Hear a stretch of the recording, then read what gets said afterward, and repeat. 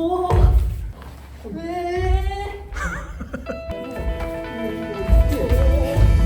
相手が強く来れば来るほど相手がもうなんていうか自分の力でやられてしまう。おお。エネルギーが先に取られてるような感じですね。今日の日和エクスプレスは少林寺拳法のこの技を体験。もらって返すと。もらって返す。もらって返す。井上博夢先生です。よろしくお願いします。川島先生です。お願いします。ひよりさん、はい。伊藤先生、はい。先ほどね、実は少林寺拳法の井上先生の技紹介ということで、たっぷり見せていただきましたけれども、どうでした感想は伊藤先生？いやもう本当にダイナミックで本当に連続した攻防が繰り広げられて、で空手と通じる部分があったりとかですごく見応えがあるものを見せていただきました。ひよりさんどうでした？はい、今日説明されていることとかおっしゃっていることすごく分かりやすくて頭では理解できてるつもりなんですけど、動きがちょっと早すぎて実際どういうふうに動いているのかっていうのはあんまり分からなかった部分があるので、直接今回指導いただけるということで楽しみにしてます、はい。動画で見るのと実際に生で見るのってやっぱり全然違いました？そうですね、迫力が違くて、でスピードも動画で見てるより速く感じましたね。っていうか速くなってるよね。実際速くなってるちなみに井上先生は今年65歳でもこれすごいですよね。やっぱ武道ってすごいなっていうか、本当にぶっ通しであんだけ動かれて喋られてそうですよね。で川島先生も今日もですねガンガンに受けを取ってやられなってましたけども、いつもより回転率が高かった回転率がそうですね、はい。ひよりさん、まず何を体験してみたいですか？私は蹴りをこう足で蹴られる、例のいわゆる下段回し蹴りを、はい、絡め取る、下段中段なんでも何でもいい。わかりました。何でもいいってやつで井上先生特徴は何でも適当にっていうじゃあそれねせっかくだから体験してみましょうか。はい、まずは軽く蹴って、どうぞ。もっと大きな声取ってこう蹴ります。これがこのままだと痛いでしょ。はい。これがこう。おいなくなる。いなくなる。そう。痛くない。これこうやると痛いですよ。はい。これがどういう感覚ですか、ひよりさん？受けられてる感じがしないです。なんかびっくりしましたね。はい。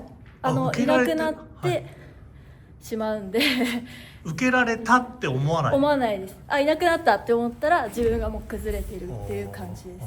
普通でも自分の若い頃これ当てたガッと当てていく。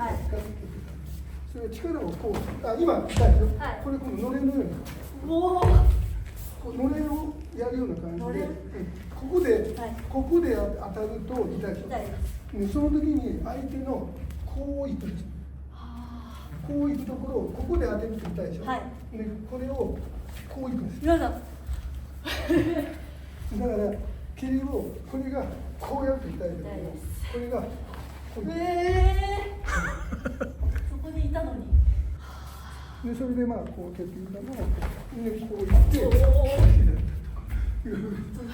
でまだ軽いからずっと押さえたりはしないですけど、でカンカン蹴ってくるとカットしたりと普通にやるカットとかいろんなことをやるんですけど、相手が強く来れば来るほど相手がもうなんていうか自分の力でやられてしまう。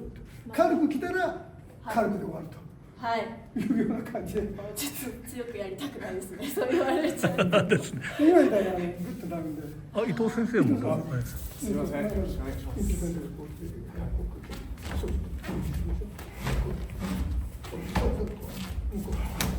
おこれはお見事ですね。だから今伊藤先生だったらグッとくるから、それをもらって今みたいに固めができる。だから本当はそれをガッと落とすと膝を痛それをやらないだけ。はい、もう今ガッてなるでしょ入りました。うん、それでまあ蹴ってくるで、でこう蹴ってきて、切っていけてこう叩く。いやいやエネルギーが先に取られてるような感じですね。伊藤先生のまあ蹴りがちょっとパワフルだったので、そうですねその力をちゃんともらってバシッとこう。そうです。うちの筋的蹴り膝受け波返しをこう受けて波返しするの、相手の蹴ってくるものに合わせて、ちょっと聞いて、例えばですね、こう蹴ってくるじゃないですか、こう筋的を、筋的をこう、そしたら下から膝が上がって蹴るでしょ。そしたらその膝の角度、こう上げる角度に合わせてこうやる。だから力をもらって、この力をこうもらってこう返す。だからこうなると。これと同じで、相手の回し蹴りだったらこの回し蹴りをもらうと、もらいながらこう返すということです。全て相手の力をこう吸収するような、まあ、言葉がいいから吸収してもらって、波返しもらって返すと、もらって返すと、もらって返す。もらわれちゃうってなるとあんま強く蹴りたくなくなるっていうことですね。はい、そうですね。本当に吸収されている感じがします、蹴ってる方も。力をもらってこうもらってやるんですけど、ね、中段まだ例えばこう軽く当たって、これ膝ですよね、こう膝は傷ですから。今度は私さばくとね、膝の先端をさばいてですね、こう今度はもう蹴れないのと同じ。今度は蹴れない虚実を取るんです。今吸収するのと蹴れない位置っていうのは絶対膝をこうやって振り蹴り一周回るのは別なんです。回し蹴りしてこうやってくるんですよ。で当然膝が基準になってこう蹴ってくるから、この膝の先端でここまでしかないですよ。届かないです。そうしたら膝の基準するんですね。こうこれ蹴ってきた時にこう。これは蹴れないところの虚ですね。今言ったのは吸収だから、蹴れるところの位置のところでいかに相手を吸収させるかという。だからこうやらない。当然相手だってタイミングを外してきたりするから、そしたら今度は小さくカットしたりとか、それはやっぱり次のことも考えていかないと、それは当然だから。だから2の手3の手いうのはやっぱり考えてくる。当然やってくるから。我々だって下段蹴ってくる、うちはまあ振り蹴りっていうことで下段蹴るのはほとんどないですけども、でも下がりながら蹴ったりとか上から落としながらとか、今みたいに L 字型で蹴ったりとかっていろいろしてくるんで、それやっぱり防御しなきゃいけない。まあ大概普通ローいったら2つこう殺してきますからね。これこう普通に構えてる人はこう蹴っていくんで L 字型でこう蹴っていきます。でそれで実際帰りますから、クラッていけこうやってほんでそれを本当は処理してる。本当それやってないだけなんですよ。なるほど。はい、だから普通に蹴ってきてるの今やって、それ練習の一環なんで力。次は本音を語るアフタートーク。この体験で2人は何を感じたのか。非常に貴重な経験です。いやーもう最高でしたね。すごく勉強になったという越しても楽しかったです。下段回し蹴りをですね、足で絡め取るっていうやつなんですけれども、はい、どうでした伊藤さん。日和先生の後で自分は体験させてもらったんですけど、で日和先生の蹴りでこういうのかって、そこの初めて現物を見て、いやちょっとこれ強めにやってみようと思って結構強めに蹴ったんですね。はい、でもその結構強めに蹴ったはずなのに本当にいなくなるというか、もう取られちゃう感じは、いやすごい、もうあの場で全部がこれかっていう、なんかそのまんま膝でこう落とされて決められてたよね。あれもやばかったですね。あれだってさ、片足しか使ってないくて、あんなもう制されちゃってるっていうのが驚きだったね。あれはちょっとそうですね。なんか逆にこうかわすぐらいだったらまあ想像できるっちゃできるのかなと思うんですけど、あそこから未だにどうなってたのかあんまり分かってないというか確かに気づいたら決められてたっていう足どうなってんのあれみたいな。はびっくりしましたね。あれびっくりしましたね。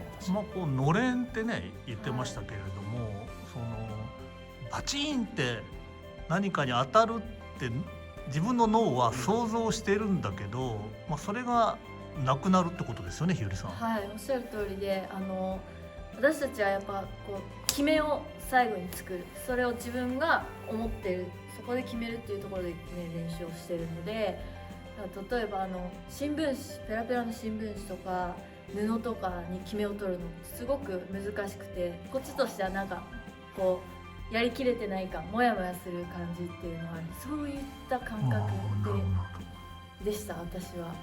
ひより先生とやってる時からなんか蹴りどこ蹴ったらいいですかっていう、好きかな、どこついたらいいですかっていうので、どこでもいいですよって言った一言で、もうどれでも何でも対応できるんだなっていう、もう散々研究してもう何でも返せるようなレベルまでもう深く研究されていらっしゃるんだなっていうのが、そこで自分も感じました。ちょっとマスターしたいね。そうマスターしたいね。したいね。したいですね。ね。伝統空手道国際松濤館の金沢日和さん、組手と形の両方で世界チャンピオンになったこともある超本格派。おじいさんは空手界のレジェンド金沢博和先生、お父さんは国際松濤館の館長金沢信明先生という空手家系の3代目です。実際の体験映像とアフタートーク、本格派の空手家ならではの感想がとっても良かったですね。次回も日和エクスプレスお楽しみに。国際松濤館の YouTube チャンネルでは空手家金沢日和さんの活躍もたっぷり見れますよ。ぜひ登録してみてください。 Everyone is a hero in 黒帯ワールド。黒帯ワールドでは誰もがヒーロー、もちろんあなたも。それではまた黒帯ワールドでお会いしましょう。